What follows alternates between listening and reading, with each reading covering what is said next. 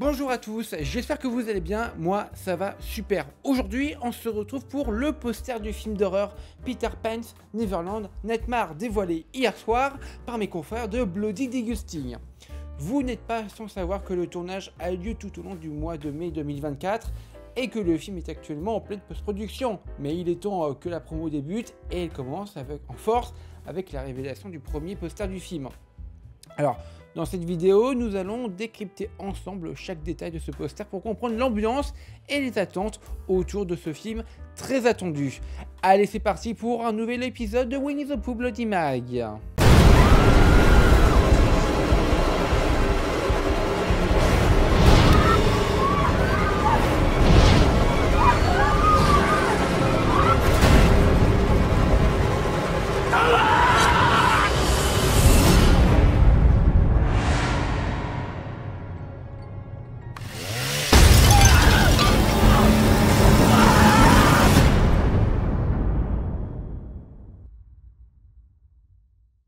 Analyse du poster. Bon, clairement, le poster du film Peter Pan's Neverland Nightmare propose une vision sombre et horrifique du célèbre conte de Peter Pan. Cette réinterprétation transforme Neverland en un lieu de cauchemar où chaque élément évoque la terreur et l'angoisse. Voici une description encore plus détaillée du poster. Déjà, titre et slogan. Le titre Peter Pan's Neverland Nightmare est central et se distingue par ses lettres aux couleurs vibrantes et inquiétantes. Passant du jaune éclatant au rouge sanglant, l'effet de dégradé rappelle la dégénérescence de l'innocence en horreur, avec des lettres qui semblent dégoulinées comme si elles étaient faites de sang ou d'une substance assez sinistre. Le slogan Is Every Parent's Worst Nightmare se trouve juste au-dessus du titre. Écrit en lettres jaunes constratantes, ce slogan instille immédiatement un sentiment de peur, réimaginant Peter Pan non plus comme un héros mais comme une menace effroyable par les parents. Allez, les personnages principaux sur l'affiche. Peter Pan, forcément le personnage central. Peter Pan est représenté de manière sinistre, son visage est particulièrement ombré, créant une aura de mystère et de menace.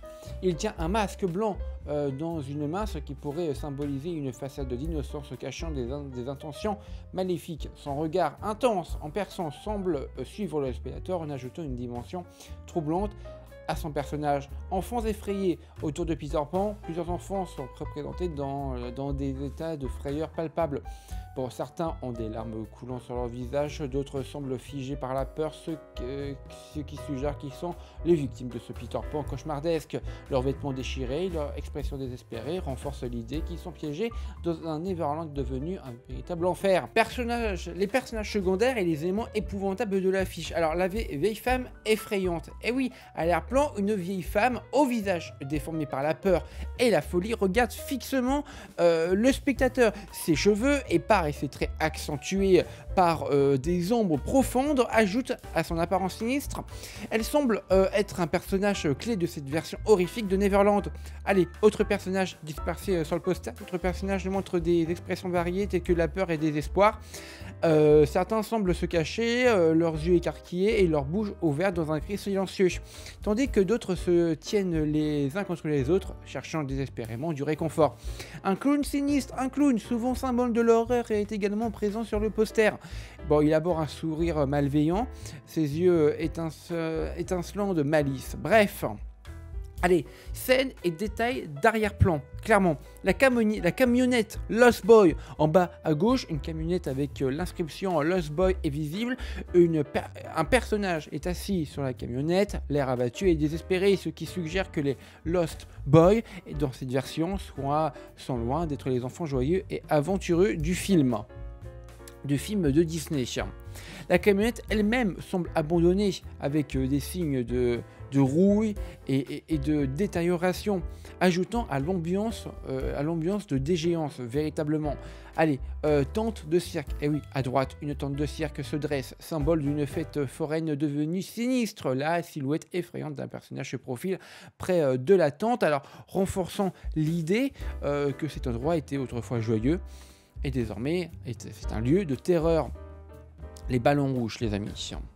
Les ballons rouges, partout sur le poster, des ballons rouges flottent, un motif souvent associé au film d'horreur. Ces ballons, symbole d'une enfance dévoyée, contrastent fortement avec l'ambiance sombre et menaçant l'ensemble du poster.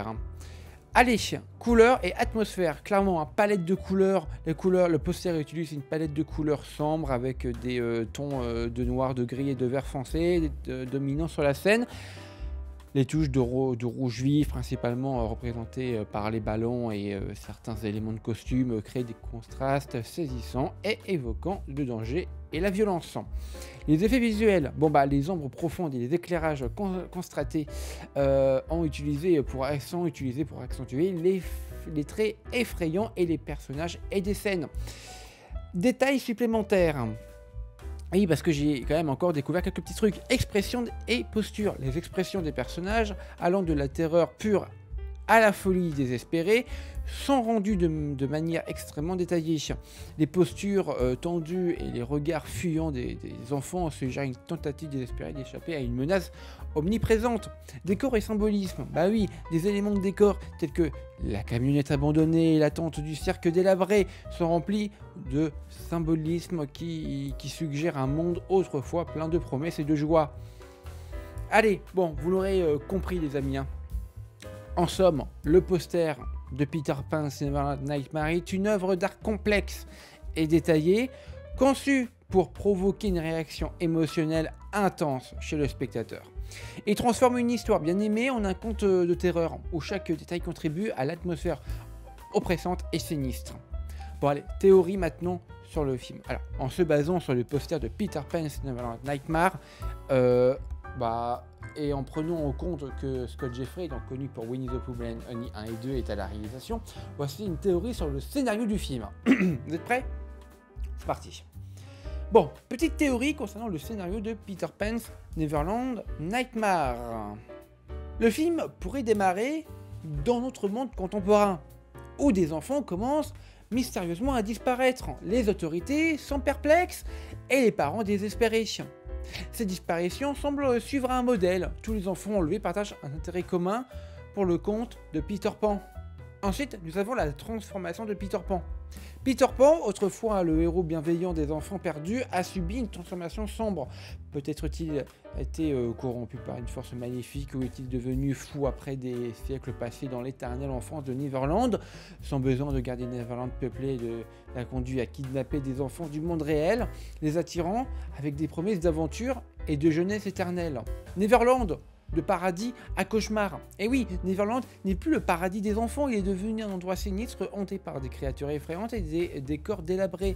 Les enfants kidnappés, au lieu de s'amuser et de voler, sont retenus captifs, soumis aux caprices de Peter et aux dangers omniprésents de cette terre déformée. Les paysages de cette fête foraine en ruine, les tentes de cirque abandonnées et les clowns sinistres symbolisent véritablement cette déchéance. Et justement, les Lost Boys ne sont plus des compagnons joyeux, ce sont maintenant des enfants traumatisés, essayant de suivre sous le règne tyrannique de Peter. Certains d'entre eux pourraient même être devenus des sbires, aidant à capturer d'autres enfants pour éviter les punitions, et en vrai, pourquoi pas. Et ensuite, parlons un petit peu des protagonistes. Le film pourrait aussi suivent un groupe de parents déterminés à retrouver leurs enfants disparus. Parmi eux, un personnage principal, peut-être une mère ou un père dont l'enfant a été récemment enlevé, mène l'enquête. Il découvre les indices qui les mènent à la légende de Peter Pan, réalisant finalement que les histoires étaient basées sur des faits réels et que Peter Pan est revenu pour capturer de nouveaux enfants. Confrontation et résolution. La confrontation finale pourrait se dérouler dans Neverland avec des parents bravant les horreurs de ce monde pour sauver leurs enfants. Ils devront affronter Peter Pan, ses alliés corrompus et les nombreux dangers de Neverland. La bataille pour libérer les enfants sera intense, mêlant éléments de suspense et surnaturel et de terreur pure.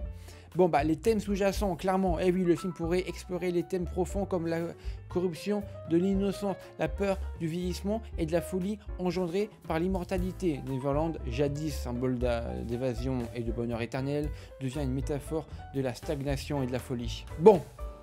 Vous l'aurez compris, conclusion, à la fin, les parents réussissent à libérer les enfants, mais peut-être à un coût élevé. Neverland pourrait être détruit ou scellé à jamais, empêchant Peter Pan de nuire à nouveau. Les enfants survivants, marqués par l'expérience, doivent réapprendre à vivre dans le monde réel, confrontant le traumatisme de leur aventure cauchemardesque.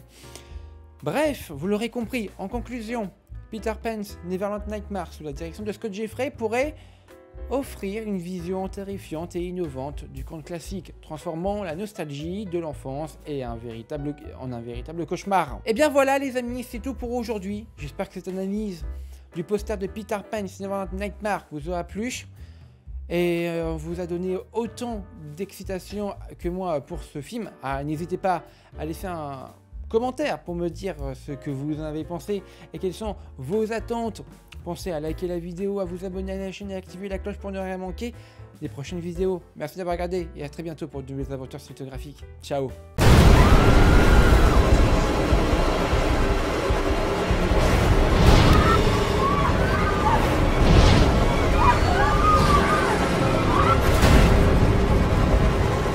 Ah!